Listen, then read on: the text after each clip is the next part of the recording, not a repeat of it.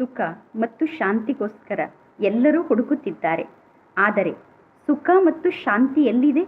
ಎಲ್ಲಿ ಪವಿತ್ರತೆ ಇದೆಯೋ ಅಲ್ಲಿ ಸುಖ ಮತ್ತು ಶಾಂತಿ ಇರುತ್ತದೆ.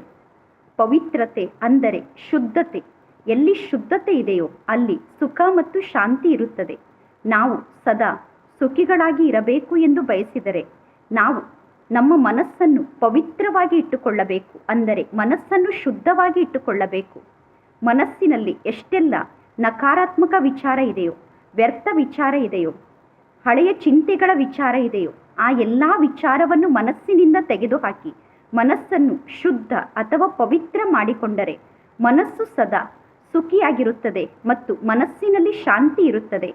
ಅದರ ಜೊತೆಗೆ ನಮ್ಮ ಶಬ್ದಗಳು ಪವಿತ್ರವಾಗಿರಬೇಕು, ಶಬ್ದಗಳು ಶುದ್ಧವಾಗಿರಬೇಕು. ಆಗ ನಮಗೆ ಸುಖ ಮತ್ತು ಶಾಂತಿಯ ಅನುಭವ ಆಗುತ್ತದೆ.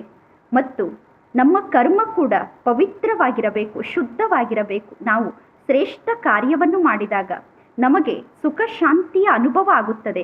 ಒಂದು ವೇಳೆ ನಾವು ಕೆಟ್ಟ ಕರ್ಮವನ್ನು ಮಾಡಿದರೆ, ಕೆಟ್ಟ ಮಾತನ್ನು ಮಾತನಾಡಿದರೆ, ಕೆಟ್ಟ ವಿಚಾರವನ್ನು ಮಾಡಿದರೆ, ಆ ಕೆಟ್ಟ ವಿಚಾರ, ಕೆಟ್ಟ ಕರ್ಮ ಅಂದರೆ ಅಪವಿತ್ರತೆಯೇ ದುಃಖ ಅಶಾಂತಿಯ ಜನನಿಯಾಗಿದೆ.